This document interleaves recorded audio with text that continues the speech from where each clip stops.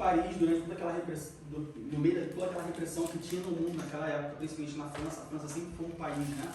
Até hoje você vê que tudo é greve, queima e bota fogo no carro, e vai pra rua, não sei o que, eles são bem exclusivos dessa forma, por assim dizer. Em 68 começou um movimento entre os estudantes de contestar, de colocar em dúvida e de mudar, dentre outras coisas, mas principalmente a moralidade cristã.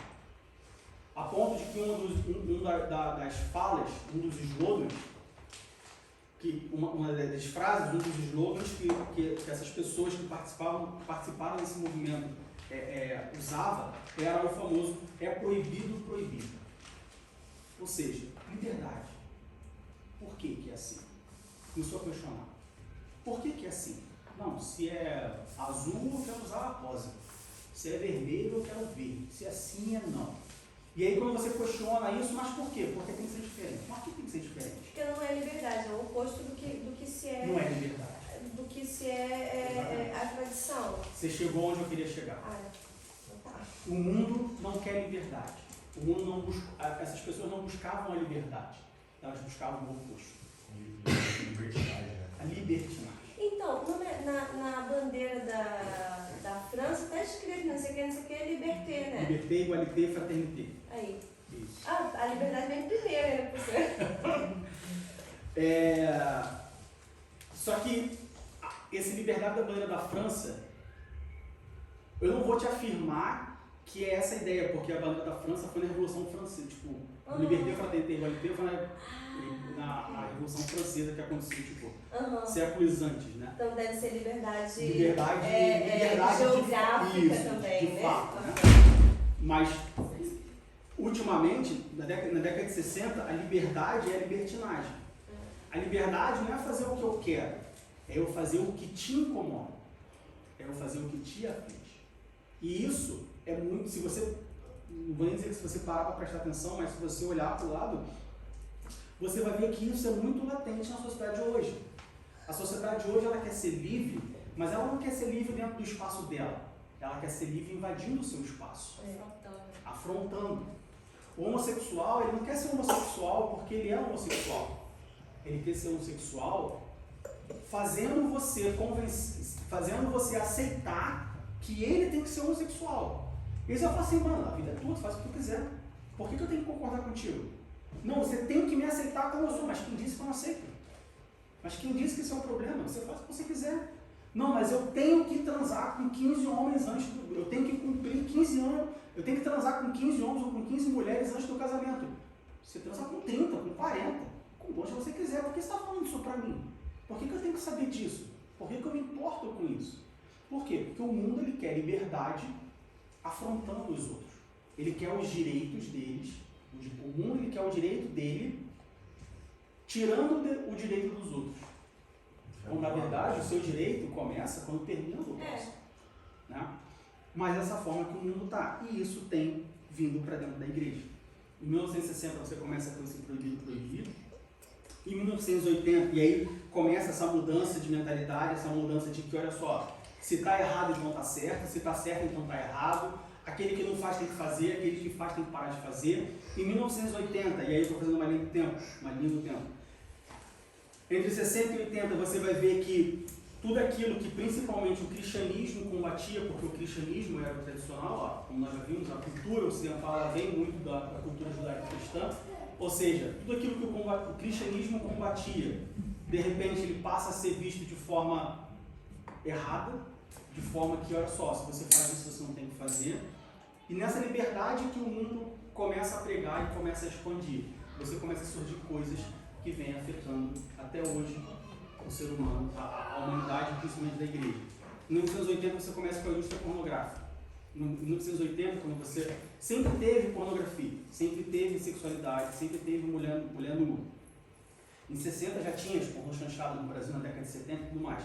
Mas em 1980, claro, com o avanço da tecnologia, você vai vendo que a pornografia ela vai aumentando, a promiscuidade sexual ela vai aumentando numa curva muito ascendente. Ao ponto de que hoje, no mercado de tecnologia, o mercado que mais cresce é o mercado pornográfico. Paga bem. O eu posso falar, não vou falar de carteirinha porque eu nunca fui empregado de uma produtora de filme pornô, mas paga muito bem. Muito bem. Muito bem. Entendeu? Paga muito bem. Você trabalhar no mercado pornô hoje, você ganha muito bem. Claro, tem uma questão de oferta e demanda, né? Muita gente não quer trabalhar, isso já foi tema de matéria, porque as pessoas se sentem constrangidas de trabalhar. E esse constrangimento é importante saber por que o sexo constrange, por que o pornô, por exemplo, constrange? Por causa da moral que está em nós. Por que ninguém fala assim, não, eu trabalho no estúdio pornô, eu sou câmera no estúdio pornô. Por que ninguém fala isso abertamente? Ou pelo menos a maioria das pessoas não falam isso, porque constrange. Porque lá dentro você sente que está errado. Por que quando um namorado está sarrando a namorada, quando chega alguém, né, não continua? Por quê? Porque quando a namorada está sentada no colo do namorado e o pai está chegando, levanta e, né, olha pro lado, não aconteceu nada, né, o namorado está dando aquela escondidinha assim, tipo, cruza a perna. Por quê? Porque sabe que está errado. Porque sabe que está fazendo alguma coisa errada. Porque a moral que está dentro de nós fala, está errado. Então, em 1980 você tem a indústria pornográfica que cresce. Junto com isso você tem uma globalização, onde todo mundo conhece tudo, onde todo mundo sabe de tudo, onde todo mundo vê tudo, onde você não tem mais como esconder as coisas. E aí, nos anos 2000, você começa uma libertinagem, você começa os movimentos homossexuais, todos esses movimentos de gays, lésbicas, transgênero. A ciência avança de forma... quando eu era adolescente, o transgênero mais famoso, ou a transgênera mais famosa, era a Roberta Close. Todo mundo, caramba, a Roberta Close, ela fez troca de sexo e tal, é uma mulher. Hoje, eu brinco falando que se eu fosse solteiro hoje, eu não ia para uma balada. Se eu fosse solteiro e não fosse cristão, eu não ia para uma balada. Porque eu ia ser incapaz de chegar numa menina tendo certeza que é realmente uma mulher. Porque os homens hoje, eles viram mulher de uma forma que você fala assim, caramba, você tem a Tami, que era mulher e virou homem, ela tem mais barba do que eu.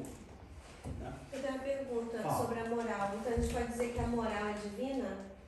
A moral é divina. É divina, sim, né? Quando nós fomos criados, nós falamos sobre isso na primeira aula. Quando nós fomos criados, Deus colocou em nós a moral. Ok. Nós fomos criados à imagem e semelhança de Deus. Sim. Nós temos a moral. Só que ao longo da história da humanidade, como consequência da ação do pecado, essa moral ela tem cada vez mais se degradado. Sim. E o inimigo hoje ele tem cada vez mais buscado degradar ainda mais essa moral. É porque se torna uma coisa assim, eu cresci ouvindo assim, não pode ser moralista. É uma coisa, né? Tipo, não pode ser moralista, relaxa, careta, Minha mãe falava muito isso, é moralista. Até hoje ela fala, você é moralista. Então assim, se torna uma coisa, me deu um estalo que agora não. Então a moral é divina, porque se a moral tá dentro da gente e é tipo um alho, né? Que faz, é aqui que você tem que ir, não aqui. Então quer dizer que é divina e a nossa essência, então. Você falou uma palavra careta. Quando eu era adolescente, tinha uma campanha no Brasil anti-drogas, que era seja careta, não use drogas. Não é? O que o mundo fala hoje? Libera maconha. Usa droga aí. Como assim tu não fuma? Pô, é só um teco. É maneiro. É saudável. É medicinal. Enfim, usa drogas. Ou veja como que em 20 anos usar drogas parou de ser careta e passou a ser combatido. Há 20 anos atrás, olha só, não fuma maconha. Pô, toma cerveja, toma cigarro. Cerveja e cigarro é de boa. Propaganda de corrida de Fórmula 1, você tinha a Marlboro, era a maior patrocinadora desse, né, futebol, Fórmula 1, Marlboro, o cara lá no cavalo, cowboy e tal, é maneiro você fumar. Hoje, não fume tabaco, mas fuma maconha. Então você vê como que o mundo ele muda, ele deturpa, e ele troca, e a humanidade ela vai sempre sendo guiada como um rio para desembocar no inferno ou no mar. Eu queria perguntar uma coisa ainda com o tema da Fran sobre moralidade. Podemos concluir, por exemplo, assim, que entre dois tipos de famílias, né? Eu costumava sempre pensar, consoante o que os nossos pais nos ensinam sobre o que é certo, o que é errado, a gente aprende a discernir. Mas agora, assim, você dizendo, Deus nos criou a sua imagem e semelhança. Se uma criança cresce num lar desestruturado, onde os pais não falam coisas, não ensinam o que é certo, essa criança também tem chance de crescer sabendo discernir entre o certo e o errado, mesmo não tendo a orientação por parte dos pais ali, digamos assim, né? De certa forma, sim, mas por outro lado nós temos a ação do pecado que a cada tempo que passa fica maior. E a ação do pecado faz com que a nossa moral, essa moralidade, essa moral que nós temos, ela vai sendo cada vez mais deturpada. Então eu diria que sim, uma criança é possível uma criança desenvolver uma moral cristã, mesmo não tendo um lar cristão. Mas ao mesmo tempo eu falaria que é muito mais difícil, porque a quantidade de deturpação que essa criança está à mercê é muito maior do que o que resta ainda, o pouquinho que resta de moral cristã dentro dela. Ou seja, é uma luta desleal.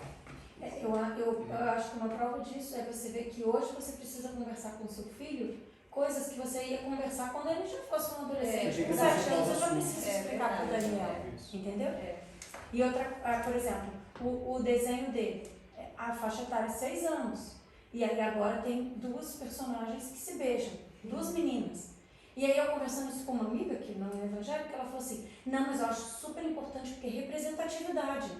Representatividade, se os pais da criança fossem homossexuais, não se botar o personagem, porque ele está se referindo no personagem. Sim. E aí ele está sendo influenciado, induzido a beijar outra pessoa do mesmo sexo dele, entendeu? Então, tipo, aos 7 anos eu já preciso parar para conversar sobre uma questão que antigamente você só precisava mais tarde, entendeu? Então, 60, 80, anos 2000, e aí a gente chega em 2020, onde todos os padrões sociais e culturais e religiosos que nós tínhamos, quando eu falo nós, estou falando não necessariamente nós aqui, mas que o mundo tinha, que a igreja principalmente tinha, eles estão completamente deturpados, eles estão completamente fora, a ponto de você hoje ter igrejas que apoiam o homossexualismo, você tem igrejas que apoiam o sexo entre 2 pessoas do mesmo gênero. Essa semana eu estava lendo a notícia de um cara no Brasil que o cara ele é casado com 8 mulheres. E ele queria casar com 8 mulheres. Ele quer ser poligâmico. Ele faz o que ele quiser. A vida é dele. Só que aí, ele, se não me engano, foram 24 ou 25 igrejas que se recusaram a fazer o casamento poligâmico. Mas ele deixou um padre que fez o casamento. Não estou entrando no mérito se o padre quis aparecer ou não. O meu ponto é, um padre fez um casamento poligâmico. Não é crime no Brasil? Faça a minha ideia. Mas o Vaticano não vai aceitar, né? Pode ser representativo. Não. Faça a minha ideia. Tem Se diferença. vale, se não vale, o meu ponto é, um padre quebrou os princípios. Não estou nem aí se vale, se não vale, se o cara morrer, se a mulher vai ter o direito, se não tem. O meu ponto é, um padre. Uma pessoa que lê a Bíblia. Não é uma Bíblia como a minha, não é uma Bíblia como a sua, mas é uma Bíblia que está escrito lá aqui em Gênesis, capítulo 1, verso 27. Gênesis, capítulo 1, verso 27, que diz: E criou Deus o homem à sua imagem, e a imagem de Deus os criou, macho e fêmea os criou. E aí, no capítulo 2, se não me engano, diz assim: E deixará o homem sua família se juntará à sua esposa e serão 2 uma só carne. Não são 8 uma só carne, são 2 uma só carne. Um padre fez um casamento monogâmico. Então nós vemos de novo, poligâmico. Há 20 anos atrás isso é inconcebível. 20 anos depois, 24, não me lembro, era 20 alguma coisa igrejas, padres, pastores, sei lá, líderes religiosos, se opuseram. Daqui a 20 anos, talvez 10 vão se opor. Daqui a 40 anos, qualquer um faz. Casamento homossexual, há 20 anos atrás, talvez ninguém fazia. Talvez 24 se recusarem. 20 e poucos iam se recusar a fazer. Hoje, de certa forma, você é obrigado a fazer. Você tem que fazer. né? Existe direito e tal, o pastor pode se recusar, assim, é um assunto que se debate sobre a legalidade disso, porque existem regras e normas, mas, enfim, as pessoas fazem. Ou seja, os padrões estão sendo mudados e eles vão continuar mudando. A moralidade tem se perdido. E aí, 3 coisas que têm se tornado banais, que têm se tornado comum, e de novo, não me interessa se torna comum no mundo. O meu compromisso não é comum. O nosso compromisso não é comum. Nosso compromisso é com a igreja. Minha mãe sempre me disse, teu nome é todo mundo. Mãe, posso ir na festa? Não. Mas todo mundo vai. Teu nome é todo mundo, teu nome é Diego. O nosso nome não é mundo, nosso nome é igreja. Então não importa o que o mundo faz, mas isso tem afetado a igreja. Primeiro, fornicação. A prática da fornicação. Diego, o que é fornicação? Bom, no contexto bíblico, no contexto evangélico, fornicação, a gente pode ser entendido como qualquer prática sexual antes do casamento. Ou fora do casamento, mas antes do casamento. Tá? Entre pessoas solteiras. No entanto, o termo usado para fornicação aqui no Novo Testamento, quando Paulo fala sobre fornicação, no grego essa palavra se chama porneia, que anos depois é a base da palavra para pornografia, prostituição e tudo mais. Isso nos mostra que fornicação não é somente o sexo antes do casamento, mas sim toda a prática sexual, independente se é com sexo oposto ou não, antes do casamento, vamos dizer assim, fora do casamento. Isso envolve sexo antes do casamento, isso envolve masturbação, isso envolve carícias diversas, né? Isso envolve esfrega-esfrega entre namorados, isso esfrega com animais. Antigamente era muito comum no interior o menino, né, pegava cabra, não sei o quê, não, porque a gente tem que treinar, enfim, isso era muito comum. Uma coisa que hoje eu imagino que não sei se acontece mais, mas era muito comum, eu já ouvi muitas histórias dessas. Eu conheci um primo do meu pai, se não me engano, casado com a prima da minha mãe, que o pessoal, eu lembro, deu criança, o pessoal zoando ele, que ele pegava as cabras lá no interior do Nordeste. Tudo isso pode ser considerado fornicação. Então, assim, de novo, por que é importante a gente usar as palavras? As palavras nua e cruas. Paulo fala que eu tenho que me abster da fornicação. Não, mas eu não faço sexo com minha namorada. A gente tem um esfrega-esfrega ali. Uma coisa vai levar a outra. Fala. Eu acho que no mundo cristão, o que eu converso com as pessoas, nisso, de certa forma, nós temos muito em mente, né? Das pessoas, isso é pecado, isso é pecado. Eu me pergunto hoje em dia, com televisão, o que o pessoal vê de série, e é uma pornografia que você não está praticando, mas você está ativo. Né? Como aquele caso, você senta à porta e vê a pornografia e se sacia de alguma forma. Né? Antigamente você pode de várias formas, mas eu vejo hoje isso muito presente na vida de muitas pessoas, e eu tomo muito cuidado com isso. Eu tenho Netflix, mas eu não vejo, porque é muito induzido ali. Você vê qualquer filme, você virou, já está na história, e é interessante, né? Não vamos dizer que não é, que é interessante, né? Sem dúvida. Ainda sobre, junto com a fornicação, lá em 1 Coríntios capítulo 6, verso 18, Paulo fala outra palavra, outro termo. Capítulo 6, verso 18, fala assim: fugir da prostituição. Todo pecado que o homem comete é fora do corpo, mas que se prostitui, peca contra o seu próprio corpo. E aí, quando a gente olha a prostituição, a gente fala assim: bom, fugir da prostituição. Estou garantido. Eu sou um prostituto. O que é uma prostituta? O que é um prostituto? O que é uma prostituta? O que é a prostituição, né? Nas horas do mundo, vamos dizer assim. O que é uma prostituição? É alguém que vende sexo, oferece serviços sexuais em troca de dinheiro. Em alguns lugares é legalizado. Você vai a Amsterdã lá, você passa na rua, tá as mulheres lá na vitrine. Em alguns lugares não é legalizado. No Brasil, se não me engano, não é legalizado. Mas prostituição, a gente tem a ideia de que prostituição é isso. E aí quando eu falo assim, fugir da prostituição, bom, então eu estou garantido. Eu não sou um prostituto. Só que quando você vai olhar o que significa prostituição aos olhos da Bíblia, o que Paulo está falando sobre prostituição, e eu entendo que, bom, eu sou homem, 36 anos, eu tenho que pegar todo mundo mesmo, eu tenho que passar o rolo todo mundo mesmo, esse negócio de ter uma namorada só, isso, vou sair na balada aí, vou fazer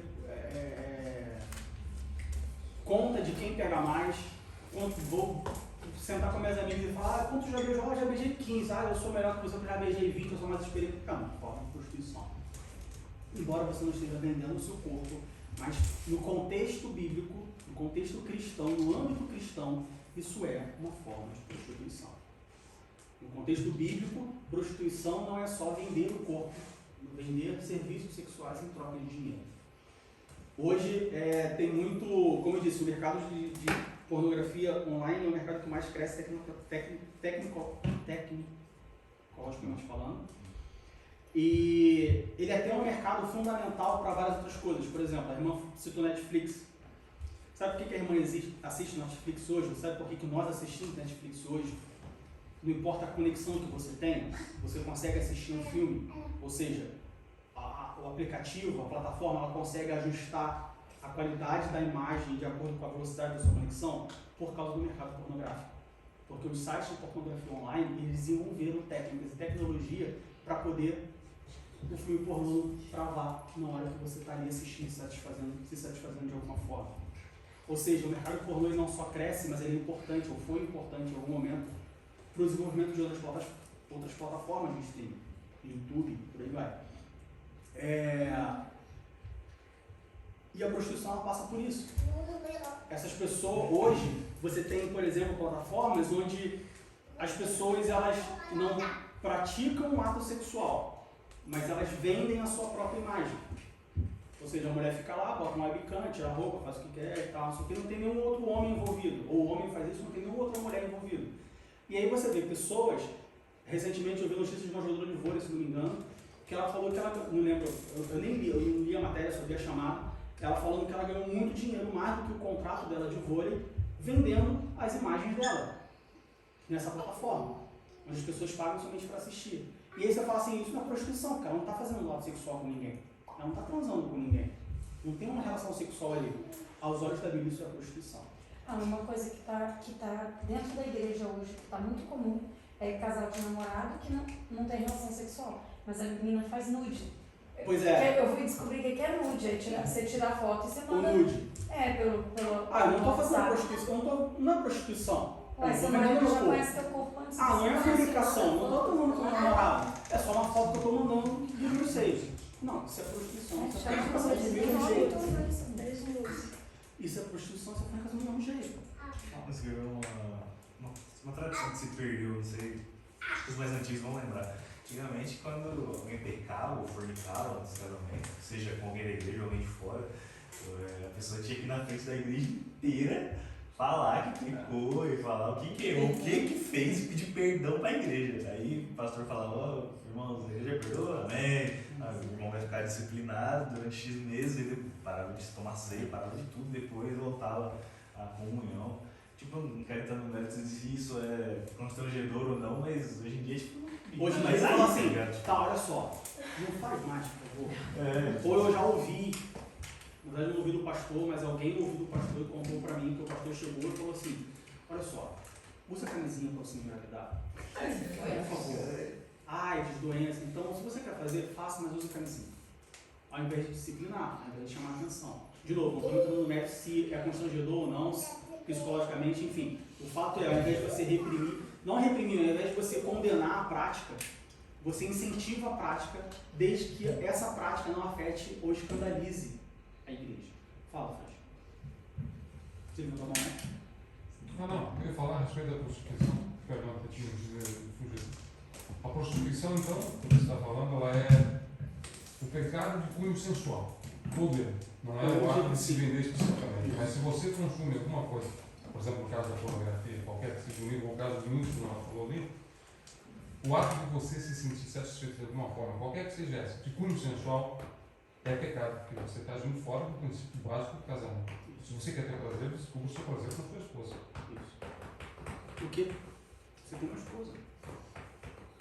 Por quê? E E aí tem um ponto que você falou, um pouco antes que eu falei, de voltar nisso, que você falou que o mundo, ele te julga, ele te leva... Mas Ele faz crer que o conservadorismo você vai, errado não te satisfaz. mas você vai casar, mas como assim? Você vai casar e você só vai ter ela pro resto da vida? E aí, mas como assim você não vai transar com o namorado antes de casar? E aí, né, aqui a gente tá falando, as únicas que são casadas, Francine e Rebeca, mas como assim? Mas e se ele for ruim de cama? Você vai casar com ele e vai ser ruim de cama pro resto da vida? Não, tem que saber antes. Tem que Eu saber gosto muito antes. disso. Tem que Como saber assim? antes. Aí a gente volta para as bases do que é um casamento. Se você tiver um casamento cristão na Bíblia, eu te garanto que o seu marido ou a sua mulher não vai ser ruim de cama. O seu piu-piu vai ser perfeito para ter a cadela. A sua relação sexual com a sua esposa vai ser a mais prazerosa e harmoniosa possível. Por quê? Porque foi Deus quem preparou isso aí. E Deus não deu conta. Aleluia. Então você não precisa experimentar antes. Você precisa orar antes. Ah, mas como assim a família que a gente casou e não deu certo? Gêneros diferentes. E aí, minha família não aceitou a família dele. Mas você orou antes. Vocês oraram antes. Porque quando você se casa no escuro, Deus fala assim, tá bom. Aí depois você fala assim, mas Deus, não deu certo. Você não perguntou para mim se ia dar. Eu vejo o passado, o presente e o futuro como uma coisa só. Se você perguntasse para mim se ia dar certo, eu te avisava que ia dar errado. Mas você não perguntou. Então a gente só precisa experimentar antes se a gente não fizer a coisa certa. Se a gente fizer o curso certo do casamento, você pode ter certeza, não precisa experimentar antes. E antes do casamento tem que fugir, né, gente? Porque senão não funciona, né? Falando por isso. Fala. Eu acho que um dos aspectos muito importantes é essa coisa de pornografia. Isso é muito mais fácil de não dar certo, porque você fica sempre se comparando, né? Você quer ser como fulano de tal, a fulana tem que ser como a fulana, e cada um é individual. Deus nos fez únicos e Deus sabe de como a coisa vai funcionar. Eu acho que é um dos pontos para não ver, porque você vai estar sempre se comparando com alguma coisa que não é o padrão que Deus tem para você. Eu sigo no Instagram um perfil chamado Berlin Food Stories. Né?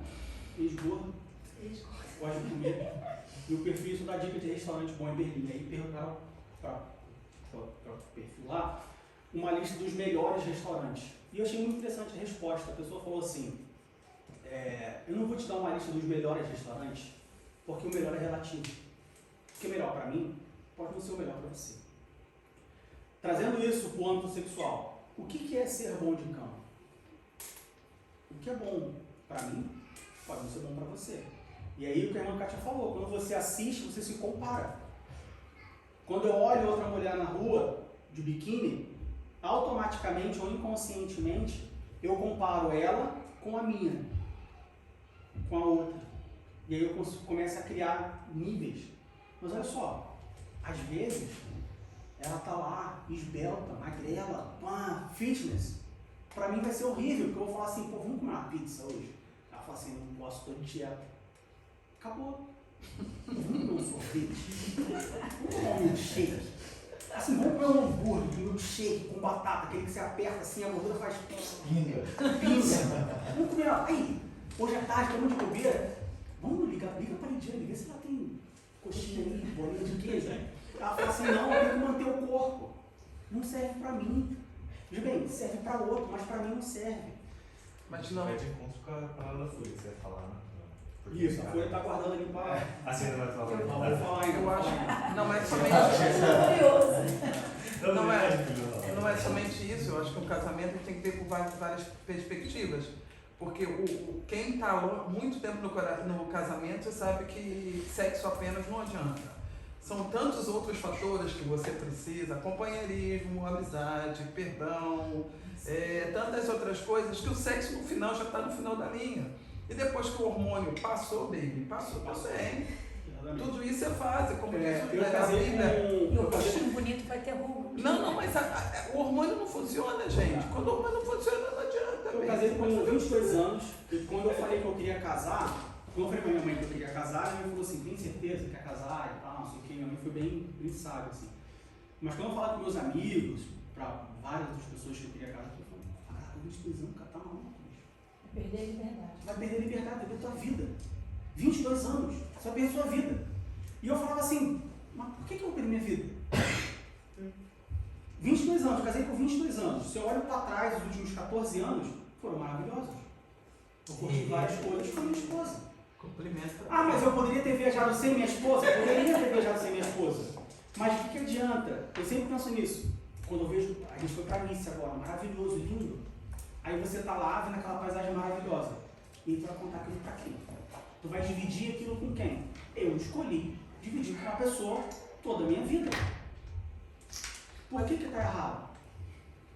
Fala. Desculpa, eu acho que o mais importante nisso tudo é que a Bíblia diz que há tempo para todas as coisas. Exatamente. A tua receita foi 22. Eu casei mais tarde, encontrei o 22 príncipe. serviu para mim.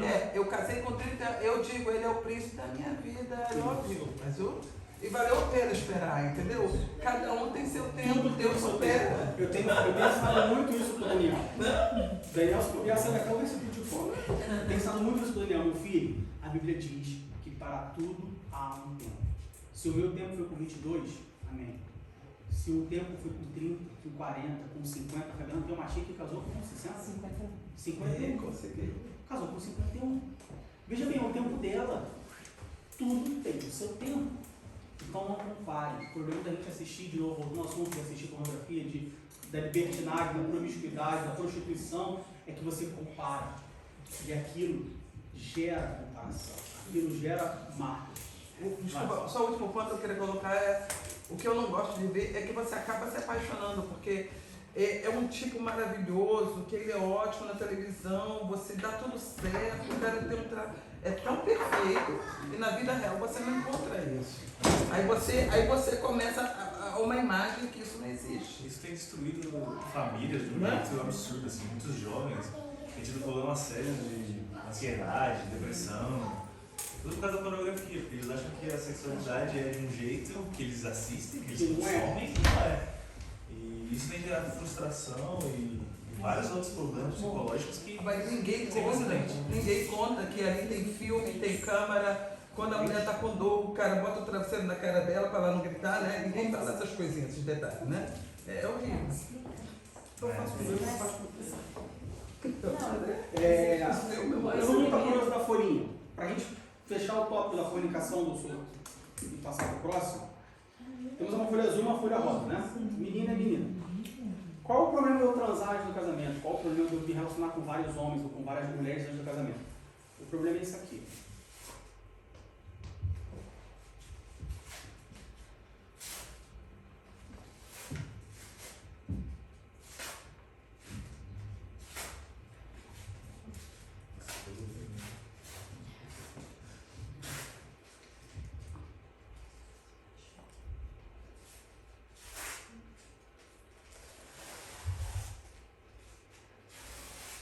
Aí eu até melhor do que eu queria.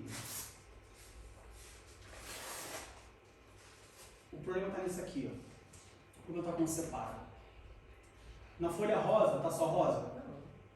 Tem azul. A folha azul, está só azul? A folha azul está inteira? Está destruída.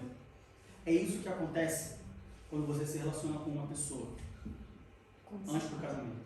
Quando separa, isso acontece. A Bíblia fala, unirá o homem e a mulher e serão dois em uma só carne. Duas folhas em uma só folha. Quando separa, é isso que acontece. É um pouco de azul na rosa, é um pouco da rosa no azul. É a rosa saindo relativamente bem, tem uma rasgadinha aqui, tem outra rasgadinha aqui, e é a azul saindo destruída, toda picotada. Aí, minha esposa, muito sábia, fez com 3.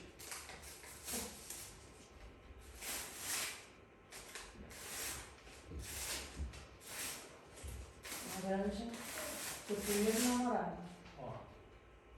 Na azul tem rosa. Na rosa tem azul. Na rosa tem laranja.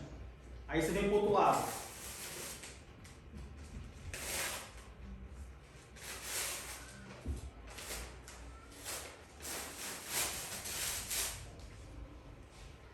A rosa agora ela tem azul e ela tem laranja.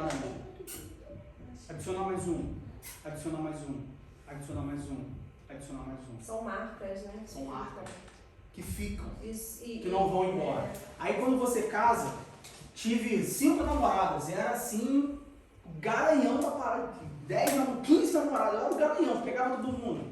Nunca fiquei mais de 6 meses com uma mulher e tal, não sei o quê. Quando eu caso, a minha mulher vai ser comparada com a primeira, com a segunda, com a terceira, com a quarta, com a quinta, com a sexta.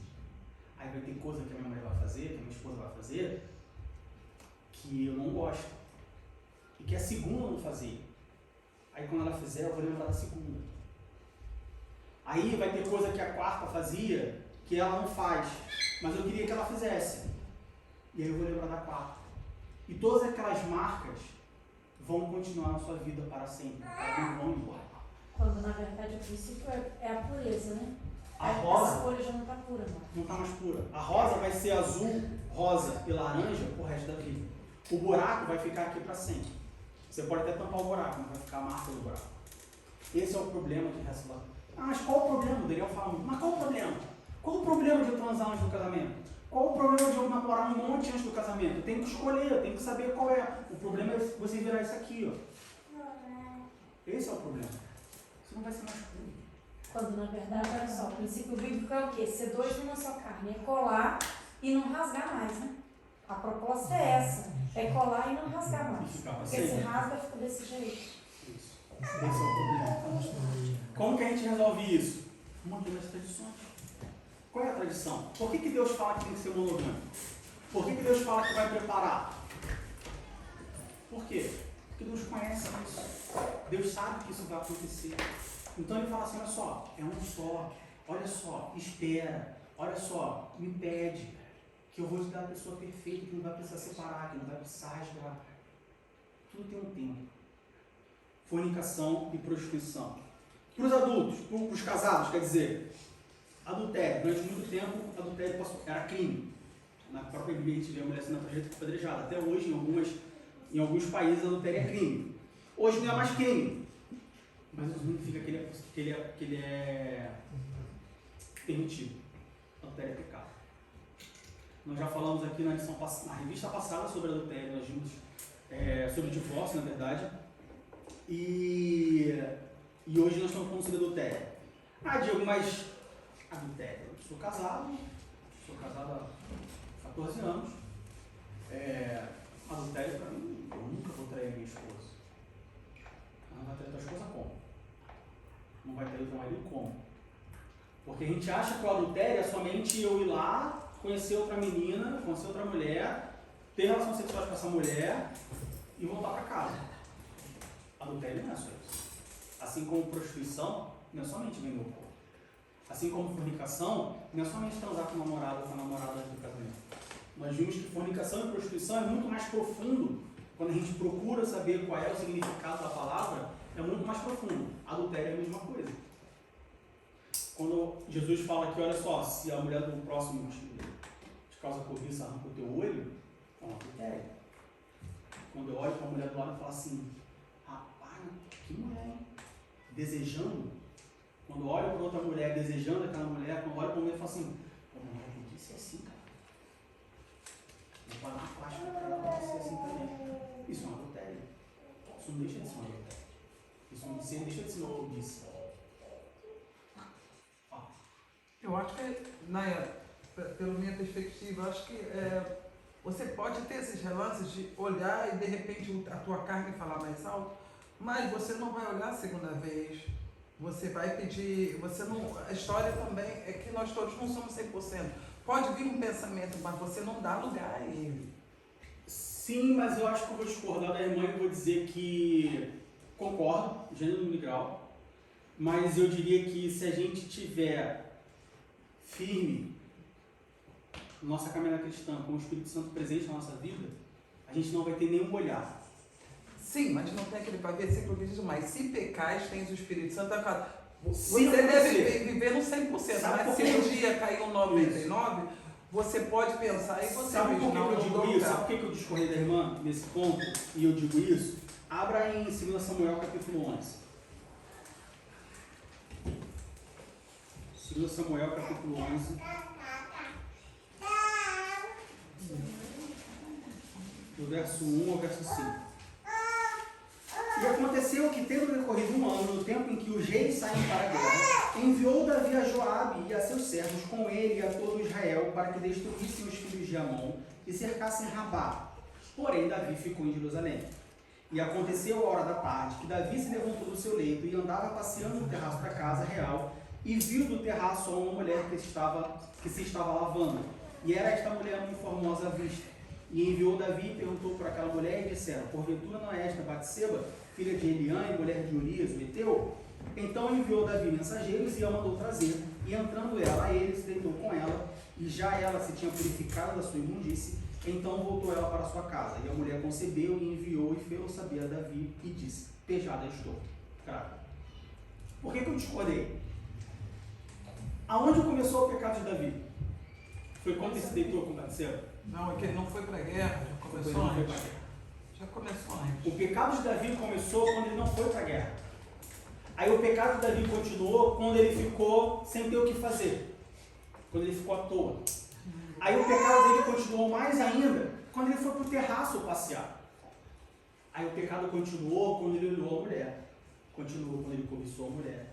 Continuou quando ele mandou trazer a mulher. E só terminou quando ele mandou matar o Urias. Ou seja, o pecado não começou, o pecado, nesse contexto que a gente está discutindo, o pecado não começou quando eu olhei para a mulher e falei assim: caramba, que mulher. O pecado não começou ali. O pecado começou dentro de mim antes de eu olhar para ela. O pecado começou porque o meu coração estava cheio, ou nesse caso, vazio de Deus, e permitiu que eu olhasse para a mulher e falasse assim: caramba, que mulher. Porque se o meu coração estivesse cheio das coisas de Deus, o Espírito Santo não deixaria eu olhar para ela. Eu estaria atento com outras coisas. Não estaria olhando para o lado, procurando. Ou não procurando, mas olhando para o lado. Entende? Hã? Foi a brecha. Foi a brecha que eu dei. Ou não olhar com esses olhos, né? Assim, ver a pessoa, mas não olhar com esses olhos. No âmbito assim. sexual é difícil. Isso é uma coisa que, de certa forma, eu admiro muito nos alemães. Mas eles não são educados assim, a questão não começa antes. É uma questão de Isso, educação. então, sim, mas é uma coisa que eu admiro muito, assim, essa naturalidade com que eles tratam o nu. Eu acho uma coisa assim, bem... A gente foi para Nice agora, na Riviera Francesa, e você ia nas praias, a mulher chegava, tirava a roupa e ficava com os peitos para fora, fazendo um topless, como se nada tivesse acontecido. Assim como eu chegava na praia, tirava a camisa, ficava só de sunga, tirava a bermuda, ficava só de sunga e entrava na água, as mulheres chegavam, tiravam a roupa e Na ficavam... Espanha também é assim, em Barcelona. Natural. Velha e nova. Assim, isso é uma coisa que eu admiro. Eu não consigo. Então, assim, você olhar com os olhos, depende. Depende da sua cultura, depende da sua educação, isso depende muito. Tem pessoas que eu acho que sim, que conseguem olhar e falar assim: legal, me chama atenção. Mas quando se trata de sexualidade, quando se trata de sexo, de nu, é muito difícil. É uma coisa muito forte. Mas eu acho que no caso também, cada um deve conhecer a sua... tem problema com sexo, o outro com comida, né? Quando vê uma coxinha, pula. Todo mundo sabe onde que o cara quer. O outro é ocioso, não gosta de Aí trabalhar. que entra o vigiar, né? Cada um Você sabe o que você precisa vigiar. Pois Mas entende por que eu discuti, por que eu discordei de que, tipo, você pode olhar e, puxa, cara, não só começou lá atrás. Sim, mas O erro de Davi não foi de olhar a mulher, o erro de Davi foi de não ter ido para a guerra. Vamos botar o mundo lá atrás. Adultério, então, ele é muito mais do que apenas eu ser casado e eu ter um sexo fora, ter uma mulher fora do casamento. Isso aí é só a ponta. Existem muito mais coisas que envolvem adultério, que também é adultério, outras formas de adultério. E a gente acha que não, eu não vou adulterar. Jamais vou arranjar outra mulher, mas quem disse que adulterar é só arranjar outra mulher? Assim como fornicação, assim como prostituição é só vender o corpo, adultério não é só arranjar outra mulher ou outro homem fora do casamento. É quando o marido consome um fato com a outra, com a amante, na verdade ele já estava adulterando Há muito antes. tempo. Há muito tempo.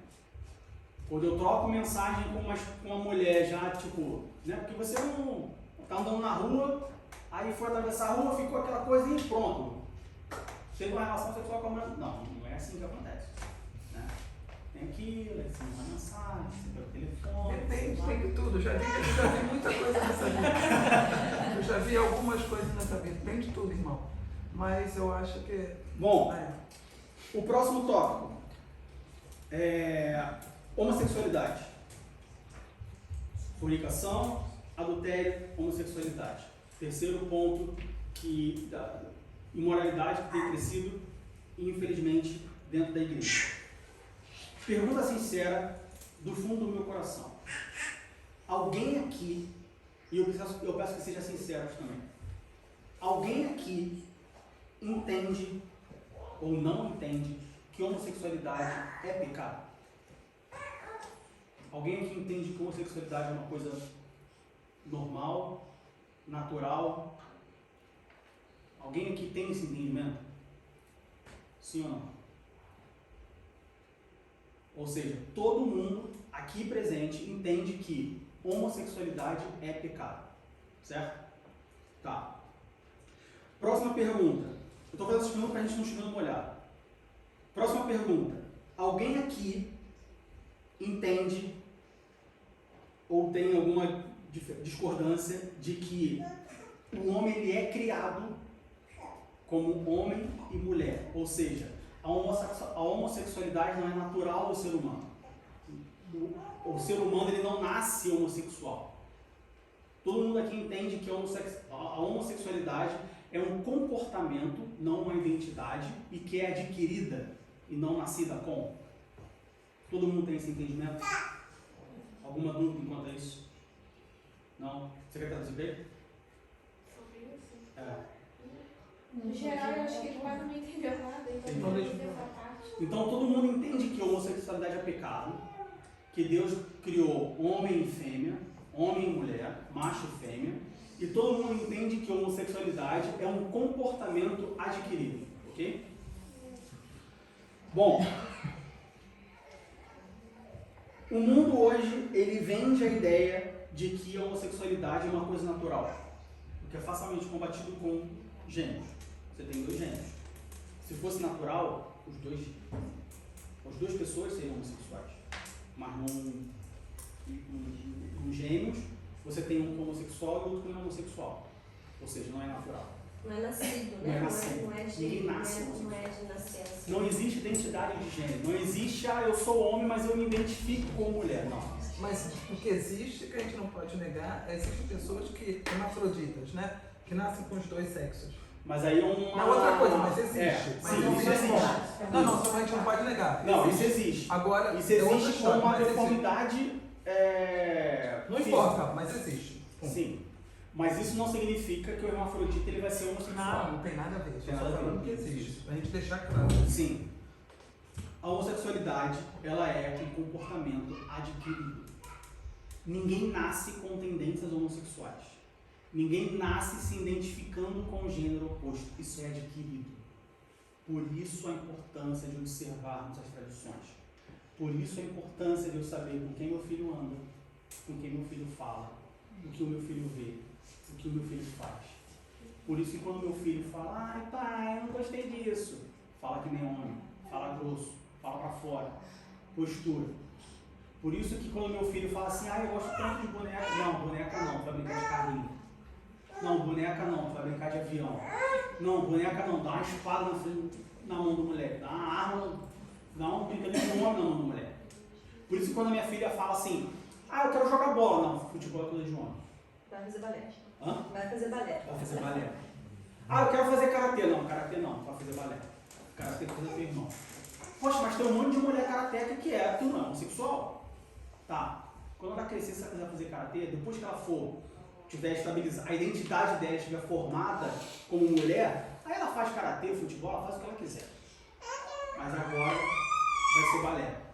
Mas isso é um absurdo, porque você está restringindo as opções da sua filha. Eu vou restringir. Mas a escola diz, a escola manda na escola. Meu filho manda aí. Dentro de casa quem manda sou eu.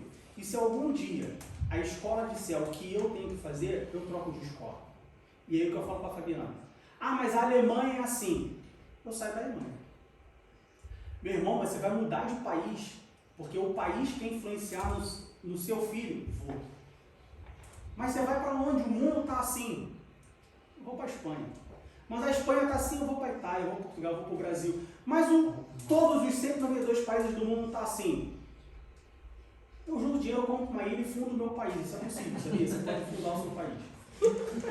Aussteiger chama dessa. Você pode fundar o seu país. Ah, mas a Terra está assim.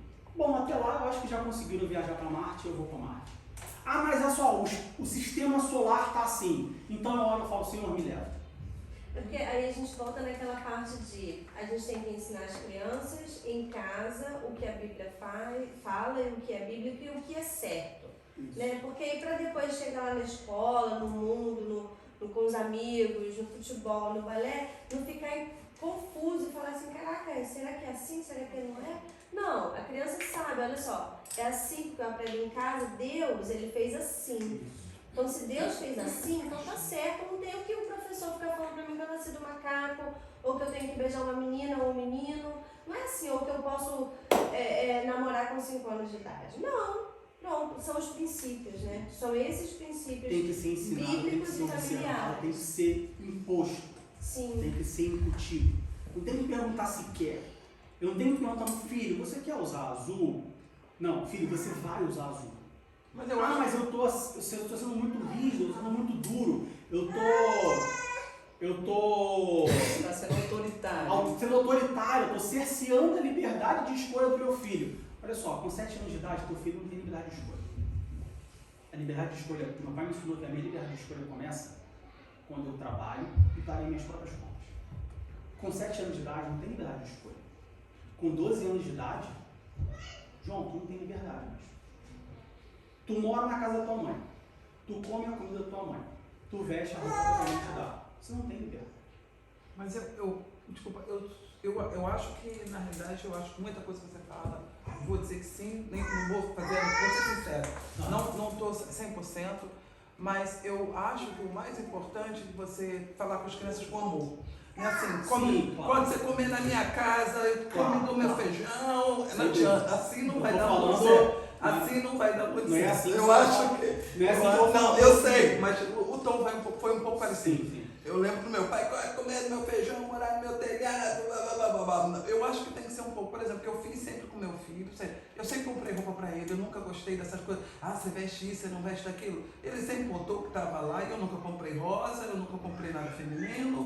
Agora, um pouquinho, que ele já está com 12 anos, que ele já diz, eu gosto disso, eu gosto daquilo. Mas não foi preciso, eu não precisei discutir. Foi isso aí, ia lá, comprava, a avó manda, eu comprava. Com amor. Agora você acaba dizendo. Com amor, com amor, mas enérgico. Não, mas ele vestia, não teve discussão, ele só conhece isso, ele não conhecia outra. A roupa estava em cima da mesa. A minha sogra fala uma coisa que a gente ri, mas é engraçado. Ela fala assim, é o poste que está mijando no cachorro, hoje em dia. Por quê? Porque, na verdade, hoje em dia, a gente não precisa falar como os pais antigamente falavam. Mas o problema é que o pessoal está perdendo a mão e ele está dando liberdade demais. Hoje em dia, o filho entra por dentro do quarto, fecha a porta e fica no celular dele. Você não está vendo o que ele está vendo. Você não está vendo como está influenciando. Você não tem noção da quantidade de vídeo que eu recebo, porque eu sou professora de escola dominical, das pessoas falando assim, olha o que as crianças estão vendo. E é absurdo. E o seu filho fecha a porta porque é o quarto dele e você tem que dar a liberdade para o seu filho. Só que você não tem noção do que ele está vendo no tablet. Entendeu? A gente estava na roupa, peraí. Não, mas o que eu estou querendo dizer é o seguinte. Eu entendo. A gente está perdendo a mão na questão da liberdade. Está sendo liberdade demais e o mundo está influenciando. E eu acho que, de certa forma, a gente tem o link, tá? Que a gente sabe exatamente o que ele vê, quanto ele vê, qual foi o canal. 8 horas já está fechado, ele só pode, aquele telefone vive debaixo da mesa, sei lá, porque não adianta. 1h30, acabou, não tem crédito, ele não pode fazer nada. É só simbólico, praticamente. Mas eu acho que, de certa forma, a gente tenta fazer eu não quero que ele se revolte. Sim, eu quero que ele também venha. Ele ora, a gente foi para Madeira e a gente viajando, ele fala, olha, mãe, vamos orar. Mas o meu ponto final disso é liberdade, mas tem que ter a sabedoria, tem que ter o discernimento de saber, olha só, até aqui liberdade. Passou do limite, olha só, agora não tem liberdade. independente da forma como você tem que falar. Por isso nós temos que estar debaixo da orientação do Espírito Santo. Para a gente não ser autoritário demais, para a gente não causar uma revolta, para a gente não chocar e acabar empurrando para o outro lado. Por isso a estratégia, por isso a orientação do Espírito Santo. Mas o que a Bíblia diz é o que a Bíblia diz. Fala. A questão aqui é a seguinte, no geral que eu vejo aqui. Cada família tem um jeito de agir. Cada pai, cada mãe trata de um jeito diferente. Meu pai era duro, minha mãe era dura. A Elisângela como mãe não era dura nem metade como era minha mãe. Rígida. Não significa, às vezes eu até falo para ela assim, ela fala assim, poxa, mas a tua mãe fazia isso, a tua mãe fez isso aqui, fez isso lá. Não tem problema não. Não faltou porrada, não faltou violência. Muito desnecessário. Mas isso não significa que faltou amor. Sim. A questão principal, baseada e pautada na palavra de Deus e na Bíblia é a seguinte: pai e mãe são uma autoridade máxima dentro de casa. Filho tem que fechar a boca quando pai e mãe falam. Essa é a questão. O que não se pode perder é que às vezes tem pai e mãe que julga errado, quer espancar o filho por causa de uma coisa que falou errado. Quando se der assunto aberto na criança e fala assim, meu filho, não você fala comigo, eu sou teu pai, eu coloco a comida no seu prato, sou eu que te crio. No momento que você se for autossustentável, a vida é tua. Vou te abençoar, se você precisar de mim, conte comigo, você é meu filho. Agora, daí esse momento para frente é sua vida. A questão que a gente tem que se pautar é que filho homem vai ser homem, filha menina vai ser menino, ponto final. Não se pode discutir esse tipo de questão, porque aí contra o que Deus está dizendo. E se Deus está dizendo isso, ele disse isso, ponto final. Se mudar esse negócio, não é mais a Deus que está se seguindo, não é mais a palavra de Deus que está sendo respeitada. Já é a própria vontade. A autoridade fundamental dentro de casa do ministro é a pai. Através de uma boa educação de pai e mãe, a criança é caminhada. Se não souber disso, como é que vai saber o que é correto e o que é errado? Sempre com a palavra na boca. Para nós terminarmos, voltando ao assunto da sexualização, o mundo hoje ele vive, e o Franz falou um pouco disso, assim, não o mundo hoje, sempre foi assim, na Grécia Antiga já era assim, que era a prática do hedonismo, que é você viver por prazer. E o sexo hoje, ele é visto para isso. Quando na verdade o sexo não foi criado para o prazer. O sexo foi criado para a procriação. O objetivo primário da procriação, do sexo, é a procriação. Ah, então você está falando que só posso transar com a minha esposa se eu quiser ter um filho? Não. Desde que ele seja dentro dos padrões. Ou seja, Deus, quando ele criou o sexo com um propósito e ele criou o sexo com um padrão. Dentro desse padrão, você faz o que você quiser fazer. Dentro desse padrão, debaixo desse propósito, você tem a sua liberdade. Mas a minha liberdade termina quando esse padrão, ela termina quando sai desse padrão. Existe um padrão sexual. O sexo como forma única e exclusivamente de prazer, ele está fora do padrão. Por isso que muitos, e aí hoje, infelizmente, muitos cristãos acabam se perdendo, porque eles tratam o sexo como uma forma de satisfação pessoal. Ele vive o hedonismo. Ele busca o sexo somente como forma de prazer. E quando você busca algo somente como forma de prazer, você vai acabar deturpando aquela prática. E eu não estou falando só de sexo. Sexo, comida, exercício, qualquer coisa que você faça somente buscando prazer, isso vai te trazer problemas. O sexo principalmente.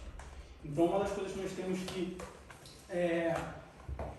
nos precaver e observar é não buscar o sexo como fonte única e exclusivamente de prazer. Quando a gente faz isso, a gente disturpa o sexo que Deus criou, a gente tira o sexo de dentro do padrão que Deus criou. O homossexual nunca vai conseguir procriar. O homossexual nunca vai conseguir. Entende como que você começa a cercar? E você começa, olha só, está errado. A prática homossexual, o sexo homossexual, ele é somente o prazer, ele não é a procriação. Então, Deus criou o sexo para a procriação. Então, como que eu faço para eu não ter essa busca desenfreada do prazer sexual, por exemplo? Ah, eu quero 3 vezes por dia porque é ciente de alguma coisa. 2 corpos não ocupam o mesmo lugar. Se você tem um copo cheio d'água, cheio de Coca-Cola, e você começar a colocar água, a água vai entrar, a Coca-Cola vai sair, vai chegar uma hora que esse copo só vai ter água, não vai ter mais Coca-Cola. Se você precisa, se você sente Ah, mas eu quero, porque, né, a minha testosterona, porque o meu hormônio e tal. Olha só, se enche de outra coisa. Se enche de outra coisa. Se você se encher da palavra de Deus, se você se encher do Espírito Santo, todo esse tesão que você tem, todos esses hormônios aflorados que você tem, eles vão sair. Eles vão ter que sair. Ah, mas eu tô namorando e com a minha namorada, pô, a gente não consegue ficar junto, a gente se agarra e se esfrega e... Olha só, se enche de alguma coisa. Se enche de alguma coisa. Se você se encher de alguma coisa, se você se encher do Espírito Santo, se você se encher da palavra de Deus, o desejo sexual ele vai se desfazer. Não é que ele vai sumir, porque você continua sendo homem, você continua sendo mulher, você continua sendo carne, mas ele vai se desfazer. Ele vai ser aliviado. Esse é o segredo para a gente vencer qualquer coisa. Se encher da palavra de Deus. Amém. A partir do momento que nós nos enchemos da palavra de Deus, a partir do momento que o Espírito Santo entra, alguma coisa tem que sair. A partir do momento que o Espírito Santo sai, alguma coisa vai entrar. Amém? Amém. Bom, falamos sobre a imoralidade no mundo, a forma como o mundo abandonou completamente as tradições, abandonou completamente os costumes e deturpou completamente a moral. Não faça isso. Paulo diz, estejais firmes e observai as tradições que vos foram ensinadas. O jovem não sabe o que fala. Diego, mas você é jovem. O jovem não sabe o que fala. Desde sempre. Você pode ver que todo movimento começa por um jovem. Todo jovem é rebelde. Todo movimento rebelde começa por um jovem. Nunca é um velho de 80 anos que fala assim, quer saber, eu vou mudar o mundo. Não, é sempre o jovem que quer mudar o mundo. Seja por bem, seja por mal. Fornicação. Fornicação não é somente sexo antes do casamento. Nós falamos sobre várias outras práticas que também são fornicação, que também são pecados. Mas não está escrito na Bíblia. Não precisa estar escrito na Bíblia. Basta você ler a Bíblia, procurar saber o original, procurar saber o significado e você vai ver que está incluindo muitas outras coisas. Fornicação, prostituição, adultério e homossexualismo. Nós falamos pouco sobre homossexualismo porque eu fiz as perguntas. E todo mundo aqui entende que o homossexualismo é pecado, que o homossexualismo é um comportamento adquirido e não natural. Amém? Por isso fico feliz que isso aconteça. E aí, em relação ao homossexualismo, o que a gente passou mais tempo falando aos nossos filhos. Nós temos esse entendimento, os nossos filhos têm esse entendimento também. Ele só vai ter esse entendimento se a gente, guiado pelo Espírito Santo, ensinar eles. Sempre guiado pelo Espírito Santo. Quando nós somos guiados pelo Espírito Santo, quando nós somos ajudados pelo Espírito Santo, a gente não comete excessos. Não vou espancar um filho, eu também não vou deixar meu filho entrar no quarto, fechar a porta e fazer o que ele quer, porque a vida é dele e ele tem que escolher o que ele quer. Guiado pelo Espírito Santo, eu vou ter a direção certa, eu vou saber se o meu filho precisa que eu seja mais enérgico. Com o Daniel, eu tenho que ser mais enérgico. Aqui ele já é mais molenga. Aqui, se eu olhar para ela torta, ela já chora. O Daniel, às vezes, tem que dar um puxão de orelha. Cada um é diferente. Guiado pelo Espírito Santo, você vai saber o que falar, o que não falar, o que fazer, o que não fazer, quando deixar, quando prender, guiado pelo Espírito Santo. Nós que somos pais e aqueles ou aquelas que querem ser pais, procurem sempre serem guiados pelo Espírito Santo. Que Deus abençoe em nome de Jesus.